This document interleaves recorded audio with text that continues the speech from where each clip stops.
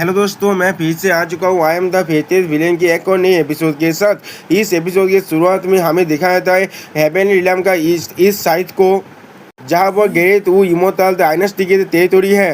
वह बहुत सारे बोट उड़ रहा था। उनमें से एक बोट से सेंटेंस चूचू बाकी सारे बोट को देखते हुए कहने लगा, ऐसा लग रहा है यहाँ पर बहुत सारे इंसान पार्टिसिपेट कर रहा है इस शांति टूर्नामेंट के अंदर इस बार। उसी वक्त एक और बोट से एक मोटा भद्दे आदमी से सेंटेंस चूचू को देखने के बाद कहने लगा, हे ब्यूटी, तुम वहाँ पर क्या वो हमारे शहर से है? क्यों ना तुम मेरे बोट में आकर मेरे साथ थोड़ा सा मजा करते हो। हाँ, तुम चाहो तो हम लोग बोट में बेद में भी खेल सकते हैं।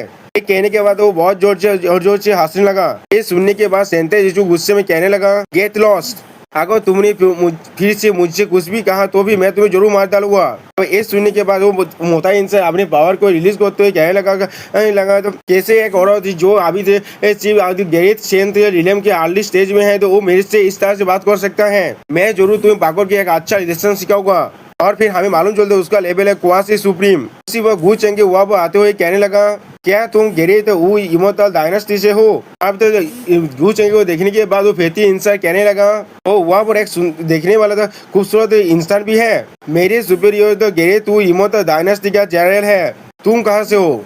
ये सुनने के बाद गू चेंगे सेंटेंस चूचू के कांधे पर हाथ रखते हुए थोड़ा सा खुश होकर कहने लगा, ओ इसका नाम है जियांग चूचू और ये तो एंसेस्टर टेम्पल से आया है। ये सुनने के बाद वो तो मोटा इंसान बहुत ज्यादा घबरा कर कहने लगा, क्या एंसेस्टर टेम्पल? तो फिर तुम उसके बात को काटते हुए गू चेंगे अपने कोल्ड फेस बनाते हुए कहने लगा, मैं एंसेस्टर टेम्पल का यार गू चेंगे हूँ। और फिर अगली सीन में हम लोग देख पाते गू चेंगे ने उसके बोध को पूरी तरह डिस्टर्ब कर दिया है और उसके सर पर अपने हाथ रखा है अभी। और फिर उसके मेमोरीज को पढ़ने लगा, जहाँ पर हमें बताने लगा Gareth immortal dynasty, Gareth Tian quasi emperor यूइंच जू एनलाइटेंड वन। उसके स्टेज में हमें कुछ भी नहीं मालूम। सेकेंड अंकल तियानझेंग जैन मेंसल का ताबा झेन ताबा सायो यार दोतार और बिला बिला बिला बिला। ये सब कुछ देखने के बाद गू चेंगे अपने मन में कहने लगा, गेरेथ इमोर्टल डायनेस्टी के अंदर कितने सारे ओल्ड एम्पायर छुपा हुआ है, इनके बारे में मुझे नहीं मालूम। ये पूरी तरह से बेकार है मेरे लिए। अब अगली बार गू चेंगे उस इंसान के बॉडी को फेंक देता है और ये देखने के बाद सेंटेंस चूचू पूछने लगा, ये कैसा गया? क्या किसी भी तरह का काम का न्यूज तुम्हें मिला? जिसके जवाब में गू चेंगे कहने लगा, ये सिर्फ क्वासी सुप्रीम था और ये सिर्फ कुछ बेकार इन्फॉर्मेशन के बारे में जानता था। और फिर अगली सीन में सेंटेंस चूचू गू चेंगे के हाथ को अपने कपड़ों से पूछने लगा और गू चेंगे सेंटेंस चूचू से पूछने लगा, क्या तुम बता सकते हो वांग जिजिन को मैं क्यों नहीं देख पा रहा हूँ जब भी मैं ह्यूमन एंसेस्टर टेम्पल में आता हूँ? सुनने के बाद सेंटेंस चूचू पूछने लगा, तुम वांग जिजिन बारे क्यों पूछ रहे हो? जिसके जवाब में गू चेंगे कहने लगा, मैं एंसेस्टर टेम्पल का हेयर हूँ, वो भी एक होली मैदन है। वो अपना काम थोड़ा सा भी नहीं कर रहा है और सब कुछ तुम पर छोड़ दिया है। क्या मेरे पास इसमें इंटरफेयर करने का राइट नहीं है? अब ये सुनने के बाद सेंटेंस चूचू थोड़ा सा खुश होकर कहने लगा, जिजिन अपने वांग फैमिली वापस चला गया था कुछ टाइम पहले ही। ऐसा लग रहा था वो तो वांग फैमिली के एंसेस्टर लैंड में एंटर करने वाला था। मुझे नहीं मालूम वो अब क्या कर रहा है। उसके बाद मैंने कभी भी उससे इस बारे में कुछ भी नहीं सुना, लेकिन मैं उससे पूरी तरह से अलग हूँ। मेरे पास कोई भी घर नहीं है। ह्यूमन एंसेस्टर तो टेम्पल ही मेरा घर है और वो मेरा इनसेपरेबल रिस्पॉन्सिबिलिटी भी है। ये सुनने के बाद गू चेंगे अपने मन में कहने लगा, जैसा मैंने सोचा था उसे गेरेथ फॉर्चून मिला है। और भी तो गू चेंगे सिस्टर चूचू के फोर्ड में किस करते हुए कहने लगा, इसने कहा तुम्हारे पास कोई भी घर नहीं है। और फिर गू चेंगे अपने मन में कहने लगा, मैं तुम्हें जरूर एक घर दूंगा। सच में दोस्तों शायद गू चेंगे तो सेंटेंस चूचू से सच में प्यार करने लगा है, क्योंकि फोर्ड में किस करना है तो ये एक सच्चा प्यार का सिंबल है। और फिर एक सुनने के बाद सेंटेंस चूचू कुछ भी नहीं कह पाता और बहुत ज्यादा शर्माने लगा। अगली पल हमें एक फाइट का सीन दिखाया जाता है, जहाँ पर से एक कालतीबुदा भागने लगा और उसे उसके पीछे जो कालतीबुदा उन लोग कहने लगा, आवाज आयो या हेवनली स्वॉर्ड को हमें दे दो और हम तुम्हें जाने देंगे। अब ये सुनने के बाद वो कालतीबुदा अपने मन में कहने लगा, मैंने कभी भी नहीं सोचा था इनकारनेशन होने के बाद इस वर्ल्ड में आने के बाद मैं इतने आसानी से इतनी जल्दी मर जाऊंगा। अभी अगली पल ताबा साओ या वहाँ पर रुक जाता है। इसे देखने के बाद उसके पीछे पड़े हुए कालतीबुदा कहने लगा, ताबा साओ तू आप मरने वाले हो, तुम्हें थोड़ा सा सेंसिबल होना चाहिए और हेवनली स्वॉर्ड को हमें दे देना चाहिए। क्या तुम अपनी बहन की जिंदगी के बारे में थोड़ा सा भी क्या नहीं करते? उसी पर और एक कालतीबुदा कहने लगा, इस तरह के मैजिकल आइटम तुम्हारे पोजीशन में रहने के काबिल नहीं है, तुम्हारे हाथों में ये पूरी तरह से बेकार हो जाएगा। सुनने के बाद साओ या चिल्ला को कहने लगा, वो मेरे बारे में बहुत ज्यादा हाईली सोचता है, इतनी ज्यादा स्ट्रॉन्ग में भेजा है मुझे मारने के लिए, और या तो कभी मुझे थ्रेटन कर रहा है तो मेरे इंसानों को देखा कर। क्या ऐसा हो सकता है गू चेंगे जो इतना देश भी केबल है वो इस म्यूजिक ऑब्जेक्ट को डिजर्व करता है? और वो बीच ऊ फेया जिसे मैंने हमेशा ही अपना सच्चा प्यार के तहत तीत किया, लेकिन उसने इस न्यूज को लीक कर दिया जो मेरे पास पाम हेवनली सोर्ड है। उसी वक्त वहाँ पर और दो तो गालती भी आने तो कहने लगा सायो यार मैंने कभी तुम्हें हार्म नहीं किया, मैं वो नहीं हूँ जो तुम सोचते हो मैं हूँ, मैंने कभी भी किसी और को हेवनली सोर्ड के बारे में नहीं बताया, ये सब कुछ मेरे फादर की वजह से हो रहे हैं। दोस्तों ये वो डायनास्टी की प्रिंसेस है और हम लोग देख पाते हैं उसके पीछे गुचेंग के खड़ा है। ये सुनने के बाद सावो या गुस्से में उससे कहने लगा आपने मुंह को बंद कर, क्या तुम्हें सच में लगता है मैं तुम्हें अभी भी यकीन करूंगा, तुम कमी नहीं, तुम्हें एक कुत्ते की मौत मरना चाहिए। ये सुनने के बाद प्रिंसेस वो कुछ भी कह नहीं पता। उसी पर एक कालती हुआ गुस्से में आकर सायो पर अटैक करते हुए कहने लगा तुम्हारे साहस भी कैसे हुआ मास्टर चेंगे को डिसरेस्पेक्ट करने का, तुम सच में मरना चाहते हो। अब सायो की तरफ उस एतेक को जाते हुए देखने के बाद वो प्रिंसेस वो चिल्ला को कहने लगा सायो, और फिर अगले ही पॉल प्रिंसेस सायो के आगे आकर उस एतेक को खुद पर ले लिया। जो उसे देखने के बाद सायो बहुत ज्यादा शॉक हो गया और कुछ भी नहीं समझ पाया। और भी प्रिंसेस कहने लगा मैं सच में तुम्हें कभी भी हार्म नहीं करना चाह रहा था, मेरा यकीन करो। जो सुनने के बाद सायो कहने लगा तुम फेया फेया मैं तुम पर यकीन करता हूँ, मैं तुम पर यकीन करता हूँ। और फिर अगली पल हम लोग देख पाते हैं प्रिंसेस वो फेया पूरी तरह से खत्म हो चुका है। ये देखने के बाद सायु बहुत ज्यादा चिल्लाने लगा और फिर अगली पल सायु तो बहुत ज्यादा सेहत होकर गुचेंगे का नाम लेते हुए कहने लगा गुचेंगे और तुम अरे जरूर मरोगे यहाँ पर। अभी अगली पल वो अपने स्वाद की मदद से अपना एक पैसा इसके स्वाद इन्फिनाइट को इस्तेमाल करने लगा। इसके वजह से हम लोग देख पाते हैं बहुत सारे कालती विधि वहाँ पर मरने लगा।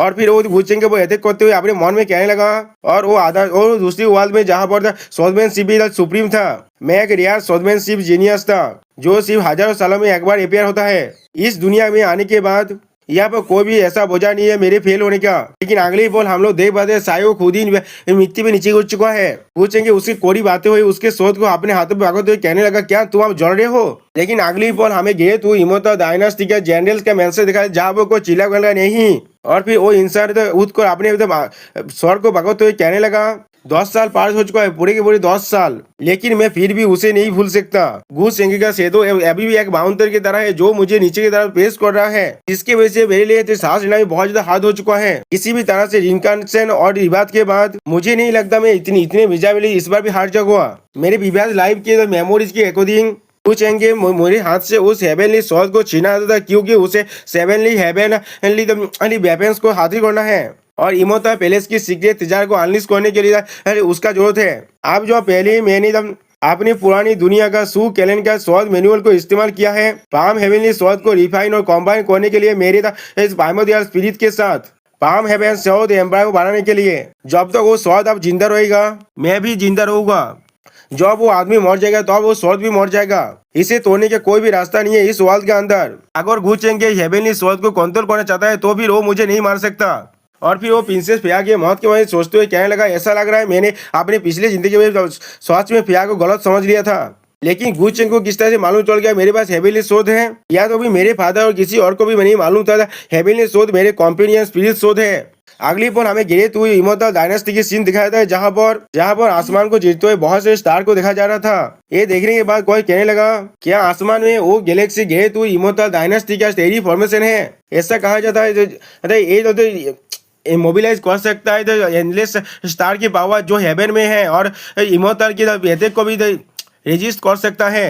ये चीज दिखाता है कितने ज्यादा टेरिफाइंग है यही थी वो इमोर्टल डायनेस्टी का फाउंडेशन। अपार इलम के दाव देखते हुए ऐसा कह सकते हैं ये एक टॉप नॉच फोर्स है, तुम सभी को अपना बेस्ट देना पड़ेगा। अगर तुम लोग टॉप 10,000 में भी आ पाए इस बार, अगर तुम लोग बहुत ज्यादा लाकी हुए और टॉप 5,000 में पहुंच पाए तो फिर तुम लोग को एक बहुत अच्छा रियाज दिया जाएगा जॉब तुम लोग अपने सेहत में वापस आ जाओगे। ये सुनने पर कालती बहुत ज्यादा खुश होकर कहने लगा मास्टर मुझे क्या मिलेगा अगर मैं टॉप 1000 में पहुंच गया तो।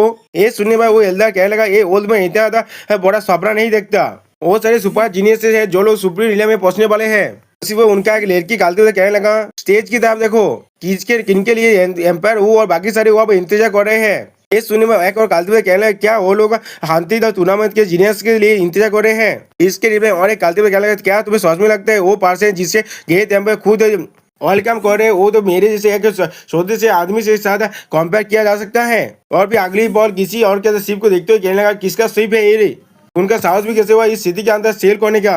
और फिर हमें गए तो वो जो डायनेस्टी का था एम्परर वो तियानाई को दिखाया जाता है जो कहने लगा एल्दा जू क्या वो तो गू फैमिली क्या बहुत है, मैंने सही कहा ना। जिसके जवाब में एल्दा जू कहने लगा हाँ योर मेजेस्टी आप सही कह रहे हैं। उसी वक्त गेरेट ऊ डायनेस्टी के फास्ट प्रिंस से अपनी सिस्टर से कहने लगा सिस्टर गुचेंगे आप हमारे गेरेट ऊ डायनेस्टी में आ चुका है, शायद यही तुम्हारा चांस हो सकता है, तुम्हें इसे सीज करना चाहिए।